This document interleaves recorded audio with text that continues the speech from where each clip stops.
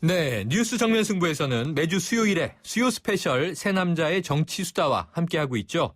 자, 오늘은 소종섭 전 시사저널 편집국장, 이종훈 정치평론가 두 분과 함께하겠습니다. 이미 스튜디오에 나와 계십니다. 안녕하세요. 안녕하십니까. 네, 안녕하세요. 네, 아주 정치의 계절이에요. 뜨겁습니다. 총선 열기 불타오르고 있고. 그러게요. 너무 빠른 거 아닌가요? 네. 좀 빠르다는 말씀 주셨는데. 네, 그렇죠. 내년 총선 아직 한참 남았지 않습니까? 네. 한참 이제 4개월 이렇게 다가왔는데요. 자, 오늘도요. 이 광주 북구 을 임내현 의원이 탈당을 했습니다.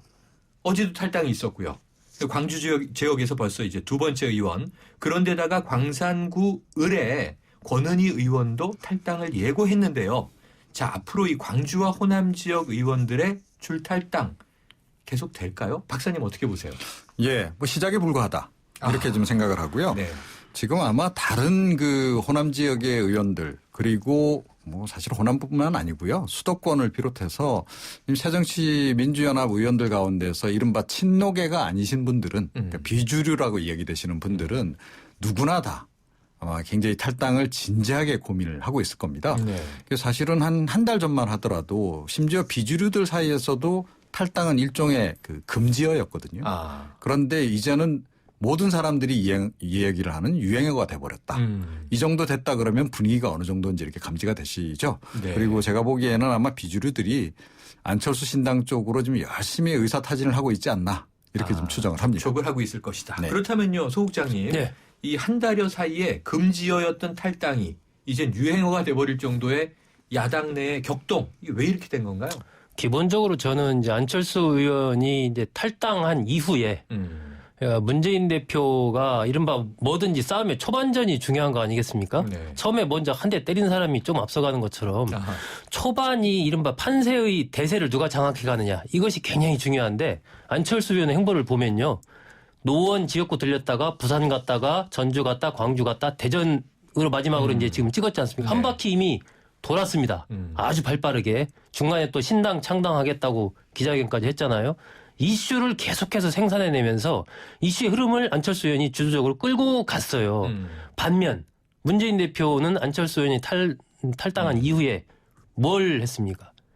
부산 갔다가 그냥 어머니 만나러 갔다 오고 양산 구상. 예, 그렇죠? 그리고 또 정동영 전 고문 만나러 갔다 오고 별 성과를 못 거뒀죠. 제가 보기에는 이제 문재인 대표가 좀 너무 나이브하게 이 사안을 본 거 아닌가. 네. 어떤 전혀 그 안철수 의원이 탈당한 이후에 그 이슈의 파급력을 줄이기 위한 당 차원이든 문재인 대표 차원이든 새로운 아젠다나 이슈를 전혀 던지질 못했어요. 그러다 보니까 계속 끌려가는 상황이 됐고 비주류들은 문제 제기를 하면서 여론의 흐름은 안철수 의원 쪽에 조금 우호적인 호남을 중심으로 해서 이렇게 일어나니까 네. 지금 점점 더 일단 지금 이 박사님도 말씀하셨지만은 광주 쪽은 거의 강기정 의원을 제외한 8명 전부가 지금 탈당할 것이라는 전망이 나오지 않습니까? 네. 전남만 해도 지금 11명 중에 이정현 의원이랑 황교안 의원 2명, 황교안 의원이 나왔죠. 이미 이정현 의원은 새누리당 의원이고 나머지 그렇죠. 이제 9명인데 거기서도 상당 부분 지금 탈당할 것으로 보이고 아하. 이미 호남 부분은 이미 지진이 일어난 겁니다. 아하. 그렇기 때문에 그 부분은 더 이상 어떻게 보면 논란거리가 안 되고 문제는 이제 수도권. 이 불이 정말 수도권에 어느 정도의 파급력을 갖고 옮겨 붙느냐. 이것에 따라서 이제 이것이 분당으로 완전히 가느냐의 여부가 네. 결론이 나겠죠. 자, 안철수 의원이 일요일에 탈당 선언하고 한 주 반이 지났고요. 네. 하루 지난 월요일에는 이제 신당 창당 기치를 올렸는데 그렇다면 지금 안철수의 탈당 이게 찻잔 속의 태풍이 아닌 거죠? 아닌 건가요? 이미 사실은 안철수 신당에 대한 지지율, 네. 각종 여론조사의 지지율로 확인이 된 거 아니겠습니까? 지진이라는 표현도 쓰셨는데 네, 말이죠. 그래서 사실은 더 지금 불이 붙고 있는 그런 거죠. 만약에 안철수 의원이 탈당을 선언하고 난 직후에 실시된 여론조사 결과만 5% 정도 내지는 10% 하여튼 미만 수치가 나왔다면 이렇게까지 사실은 그 불이 붙지는 않습니다. 그런데 15% 이상 그 전후한 정도가 나왔단 말이죠. 아직 이게 만들어지지도 않은 신당 아니겠습니까? 그렇죠. 그런데 16% 15% 이렇게 나온다라고 전제를 하면 사실은 안철수 신당이 좀 더 모습을 갖춰간다고 전제를 했을 때 더 오르면 올랐지 더 떨어질 가능성은 없다는 거죠. 이것이 사실은 더 이제 그 가속화 작용을 좀 하고 있는 건데 그런데 여기서 우리가 주목해 봐야 될 대목이요. 이 지지율 그냥 수치로만 볼 것이 아니고 결국은 그게 국민들의 여망이 좀 반영이 돼 있는 거 아니겠어요? 그러니까 국민들이 환호를 지금 하고 있다는 거예요. 이 부분에 대해서 안철수 의원의 탈당에 대해서. 뭐 간단하게 이야기하면 재밌네 안철수? 문재인 지겹네. 이거거든요. 지금 상황이. 자, 이런 상태에서 제가 보기에는 안철수 의원이 과거하고 달리 그러니까 정치력이 꽤 좀 많이 늘었다. 이런 생각을 많이 하게 되는 게 조금 전에 말씀하신 바로 그 부분입니다. 그러니까 이슈를 계속 주도를 지금 해나가고 있거든요. 그리고 제가 보기에는 적당한 시기에 적당한 지금 그 워딩이 제대로 지금 나와 주고 있다. 그건 뭐 뒤에서 뭐 많은 사람들이 도와주고 있겠지만 과거에 그 안철수 의원들이 보였던 좀 무기력한 면 또 지나치게 이리저리 눈치 보는 것 그런 것들이 좀 많이 말끔히 해소되면서 정말로 그 IT 성공한 업체의 그 CEO 다운 면모를 좀 보여주는 것. 그것이 국민들에게 사실은 더 기대감을 좀 고조시키고 있는 것이고 이에 따라서 지지율이 더 상승할 가능성이 좀 높아 보인다. 이렇게 좀 관측을 할 수 있는 거죠. 그러면은 지금 이제 신당 창당까지 시간이 촉박하다. 이거 안철수 의원 본인도 이제 인정을 하면서 하지만 설 전에 신당의 모습을 보여주겠다라고 이야기를 한 건데 네. 국장님 이게 좀 실체가 갖춰질 걸로 보세요? 저는 갖춰질 걸로 봅니다. 네. 이미 뭐 물밑에서 상당 부분의 작업이 진행이 되고 있고 또 굉장히 지금 빠르게 속도전으로 진행이 되고 있어요. 저는 이것이 이른바 몽골 기병 전략이라고 표현을 하는데 굉장히 빠르게 진행이 되고 있습니다. 지역별로 과거의 조직들이 속속 다시 모이면서 이른바 빠른 체제로 가고 있고 또 정당이라는 게 뭐 5개에서 시도당 1000명 당원 이상 하면 되기 때문에 한 번 또 경험이 있지 않습니까? 그래서 만드는 것 자체는 별 문제가 아니다. 그런데 제가 생각하는 것은 지금 지역적으로 보면은 이른바 호남을 중심으로 한 어떤 지역적인 기반을 어느 정도 지금 갖춰가고 있습니다. 안철수 신당이. 그리고 이제 정치적인 스탠스로 본다면 이른바 중도 세력, 새누리당의 중도 보수, 중도 개혁 보수 쪽까지 끌어당기고 있는 거거든요. 그런 점이 있는데 문제는 지금 이제 그 새정치민주연합의 의원들이 나와서 교섭단체를 구성하느냐 이것은 이제 현실적인 문제고 저는 제일 중요한 것이 과연 그 이후에 새롭고 혁신적이고 참신한 인물들을 국민이 바라는 인물들을 얼마나 많이 영입해서 공천할 수 있는가 이것이 결국은 중요하다. 네, 지금 두 분 이야기를 들으면서 이게 탈당 러시 좀 심상치가 않다는 생각이 드는데요. 자, 4부로 새 남자의 정치수다 이어가겠습니다.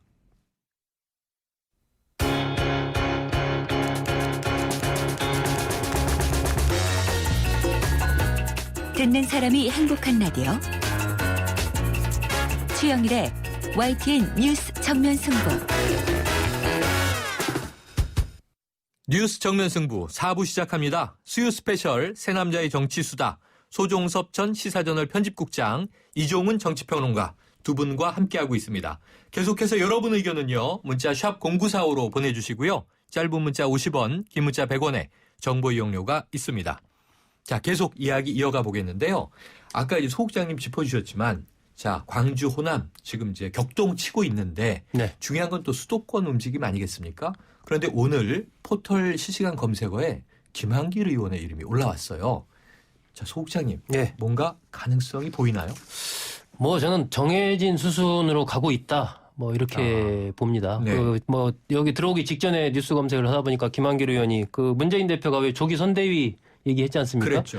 그것에 대해서 그 정도로는 감동을 주지 못한다. 이렇게 멘트를 했더라고요. 벌써 멘트를 했군요. 예, 그런 얘기나 그 이종걸 원내대표와 천정배 의원이 만나서 나눈 대화 내용, 그 이종걸 원내대표가 이미 김한길 의원은 마음이 떠난 것 같다. 뭐 이런 얘기를 했던데 최근에 김한길 의원의 멘트나 이종걸 원내대표 지금 전언 그리고 그 정도로는 감동을 주지 못한다는 이런 멘트 등등등을 종합해 보면 이미 이제 탈당하기로 마음을 굳히고 그 시기와 몇 명 이제 같이 누구와 같이 탈당할 것이냐 이러한 동조자를 규합하는 그러한 수순에 이미 접어든 것 아니냐. 그래서 이것이 이제 새정치민주연합으로서는 굉장히 뭐 그렇게 된다면 사실상 내용상 분당 수순이라고 봐야 되지 않습니까? 그렇기 때문에 앞으로는 새정치민주연합과 이른바 안철수 신당, 당명은 아직 안 정해졌지만 어쨌든 안철수 신당과 내년 총선에서의 이른바 누가 패권을 쥐느냐를 야권의 패권을 누가 쥐느냐를 둘러싼 그 본게임에 들어가기 전에 이미 공천 단계에서부터나 총선 정책에서부터 상당한 상호 간의 그 신경전이 정말 치열하게 벌어지지 않을까 그렇게 예상이 됩니다. 격돌이 예상되는군요. 자, 그런데 지금 말씀 주셨습니다만 김한길 의원 전 대표죠. 안철수 의원과 공동 대표였는데 예전에 열린우리당 시절에도 창당 경험이 있지 않습니까? 그러면은 중요한 것이 그 지금 제일 중요한 게 원내 교섭단체 문제 때문에 20석 현역 의원 확보할 수 있는가인데 박사님 어떻게 보세요? 가능할까요? 뭐 조만간 그렇게 될 거다 이렇게 생각을 하고요. 안철수 탈당에 배후가 있다면 그건 배후가 김한길 있다면? 가능성이 높다. 이게 제 생각입니다. 그러니까 김한길 전 대표 같은 경우에 사실은 지난 가을 정도부터 이미 그 발언 내용들을 보게 되면요. 탈당을 전제로 한 그 얘기들이 상당히 많습니다. 네. 그래서 이미 그 탈당 관련해서 한 결심은 그때 한 것 같고요. 탈당을 하는데 과연 어떤 식으로 탈당을 할 것이고 또 탈당 이후에 그 새로운 신당을 창당한다면 어떤 식으로 창당할 것인가 이것까지도 이분이 다 기획을 하셨을 가능성이 높다. 아하. 물론 이제 혼자만의 기획은 아니겠죠. 네. 그리고 그 부분과 관련해서 안철수 의원하고 탈당 이전에 충분히 수기를 거쳤을 가능성이 전 높다라고 봅니다. 네. 그렇게 이제 그런 전제하에서 저는 이제 어떻게 보냐 하면 결국은 안철수 의원의 탈당이라든가 또 탈당 시점 이런 것까지도 김한길 전 대표하고 상의해서 결정이 됐다라고 본다면 네. 그렇다면 뭐 당연히 김한길 전 대표는 나와야 되는 거죠. 네. 그건 다만 시기의 문제일 뿐이지 이미 그런 쪽으로 결심을 한 것 같고 그리고 이제 안철수 의원을 이제 혼자만 딱 탈당시키는 방식을 절대 택하지는 않았겠죠. 네. 자, 그 이후에 사실은 지금 우리가 보시다시피 이 계속 지금 연쇄적으로 한 분, 두 분 탈당이 이어지고 있지 않습니까? 네. 이런 것조차도 사실은 어느 정도는 좀 그 예상됐던 상황이 아니겠는가. 그렇게 본다면 뭐 제가 보기에는 빠르면 연말 또 늦어도 1월 한 중순 정도까지는 사실은 원내 교섭단체를 꾸릴 정도 의 의원들이 추가 탈당이 이어질 가능성이 상당히 높다 이렇게 생각을 합니다. 강한 예단을 해주셨어요. 그러면은요 지금 문재인 대표가 네. 조기 선대위 카드를 수용하면서 네. 이선 후퇴까지 공천권까지 다 내려놓으면서 지금 시도하고 있는 당내 수습은 잘 먹히지 않을 것이다라는 이제 이 예단이신데 네. 국장님 그럼 문재인 대표 입장에서는 이거 어떻게 해야 됩니까? 일단은 문재인 대표는 지금 시기를 좀 상실을 했고요. 네. 이미 이제 타이밍이 좀 늦은 거죠, 사실은. 하지만 지금 단계에서 만약에 문재인 대표가 뭔가 내놓을 수 있는 카드가 무엇이 있을까? 저도 이제 그런 생각을 해보면 결국은 저는 정말 본인 말대로 본인의 모든 것을 던지지 않으면 이 상황 잡기 굉장히 어렵다라고 그런 생각을 합니다. 본인의 모든 것을 던진다는 것은 본인의 기득권과 이른바 친노로 상징되는 그 세력의 기득권 네. 그걸 포함한 것이고 나아가서 이제 상당히 전략적인 것도 필요하겠죠. 그래서 예를 들면 저 같은 경우는 문재인 대표가 서울 출마 카드를 예를 들면 던지는 겁니다. 네. 서울 어디에 뭐 종로 같은 상징적인 데 내가 출마하겠다. 던져서 이슈를 일단 잡아놓고 그리고 이제 친노 본인의 어떤 측근이라고 할 수 있는 이런 사람들이 정말 총선 승리를 위해서 우리가 밑거름이 되겠다. 불출마 선언을 뭐 이해찬 의원 포함해서 쭉쭉쭉 이렇게 네. 뭐 가는 그런 수순. 그러면서 동시에 지금 보면은 새정치민주연합 그 의원들 평가하는 거 그거 네. 뭐 한 1월 20일쯤 나올 거라고 20% 컷오프요. 예, 네. 컷오프하는 게 그렇게 나오는데 1월 20일 정도 되면 말이죠. 벌써 그때쯤 되면은 나올 사람 다 나올 겁니다. 너무 이 어떤 뭐 원칙을 쭉 지켜가는 것도 중요하지만 정치적인 이 정치라는 게 타이밍이 굉장히 중요한데 네. 그 일정을 확 당겨서 빨리빨리 그런 것을 정리를 해내고 새로운 인물들을 보여주고 이러한 정말 사직생의 각오로 가지 않으면 굉장히 1월 10일 남짓한 그런 정도 시기에 아마 비주류 의원들 상당 부분이 나올 가능성이 높습니다. 왜냐하면 높다. 비주류 의원도 네. 그때 가서 컷오프 돼서 나오면 본인 명예도 그렇고 안철수 신당 쪽에서 받기가 좀 네. 여러 가지 애매모호하지 않습니까? 지금 그전에 이제 나와야지. 야권 내부가 아주 아슬아슬한 상황이 되고 있는데요. 그러다 보니까 지금 이제 저 분석도 해주시고 전망도 해주시는데 청취자 문자 있습니다. 3592님. 자, 김한길 의원도 혼자 탈당할 가능성도 있나요? 이런 질문이 왔는데 이 박사님 어떻게 보세요? 혼자 탈당할 가능성도 있나요? 그러니까 딱 그 형식으로만 보자면, 혼자 이렇게 탈당하는 그런 모습을 취할 가능성이 높죠. 집단 탈당이 아니라. 예. 쭉 거느리고 이렇게 탈당하는 형식보다는 네. 그게 이제 개인적으로 좀 더 극적으로 좀 만드는 효과가 있기 때문에 그렇게 할 것이고요. 그리고 그러면서 이제 연쇄적으로 이른바 친 김한길계들이 이제 연쇄 탈당을 하는. 근데 최근에 이제 탈당이 참 이게 묘한 것이 한 분, 두 분 뭐 이런 식으로 하지 않습니까? 네. 과거에는 대규모로 그야말로 원샷 탈당을 했는데 이제는 원샷 탈당을 하지 않는데요. 이게 사실은 굉장히 아픈 탈당 방식이죠. 한 번에 나가는 것보다. 그렇죠. 이겁니다. 그러니까 아주 뭐 가랑비 옷 쫓는다고 이런 식으로 지금 문재인 대표에게 굉장히 좀 상처를 많이 주고 있는 건데 문재인 대표가 이것에 대처하는 것이 너무 늦다는 겁니다. 네. 그러니까 조금 전에 그래도 우리 소 국장님께서는 아직은 희망은 남아있다 이렇게 네. 이제 말씀을 하셨는데 전 희망은 이미 끝났다. 그러니까 지금 시점에서는 문재인 대표가 설령 대표직을 내려놓더라도 소용없다. 이미 배는 출발했다. 자, 그러면은요. 제가 궁금한 거 하나 볼게요. 우리가 흔히 최근 정치에서 야권 분열, 총선 필패 이렇게 공식화돼 있지 않습니까? 그럼 지금 새누리당은 계속 이제 강세를 이어가는데 야권이 적어도 2개 이상의 당으로 쪼개졌어요. 그럼 총선에서는 가망이 없는 거잖아요. 근데 이제 그런 부분은 좀 두고 봐야 돼요. 일단 네. 기본적으로는 어쨌건 야권이 분열했기 때문에 새누리당이 유리한 건 맞죠. 기본적으로는. 네. 근데 우리 역사상으로 본다면 반드시 그렇게 볼 필요는 없다. 또 다른 측면도 있다. 네. 왜 그러냐면 그 1985년 같은 경우에 신한민주당이 창당할 때 민한당을 제치고 이제 신한민주당이 제1당으로 막 확 올라서지 않습니까? 네. 네. 완전 이제 1대1 구도가 정립이 되는 거거든요. 그리고 88년도 같은 경우도 그 당시에 이른바 사자 구도죠. 통일민주당, 맞습니다. 평민당, 그다음에 이제 자민련까지 네. 해서 물론 이제 강력한 삼김이라는 카리스마가 있었던 것이 영향이 있지만 그리고 어쨌든 여소야대 구도를 만들었단 말입니다. 88년도 같은 경우에. 그러니까 그런 구도로 과연 갈 수 있느냐 하는 문제와 지난 4월 달에 보면 관악 같은 경우는 오히려 야권이 분열되면서 그냥 새누리당의 어부지리를 안겨주는 그런 결과가 네. 되고 말았는데 이 어떻게 될 것인가 이 여부는 앞으로 이제 새정치민주연합과 안철수 신당이 2개 용호상박의 전투를 벌일 텐데 네. 거기서 이 어느 정도의 우위를 누가 점하느냐에 따라서 야권 지지자들도 상당히 전략적인 투표를 할 가능성이 높다라고 저는 봅니다. 네, 다른 복잡한 변수가 있을 수도 있다. 무조건 필패는 아니다라는 전망 해주셨는데요. 자, 여당으로 잠깐 넘어가 볼게요. 시간은 많지 않지만 지금 계속 연일 험지 출마론 이야기가 나오고 있습니다. 안대희 전 대법관은 어제 수용했죠. 김무성 대표를 만났고 오늘 오세훈 전 서울시장도 수용했어요.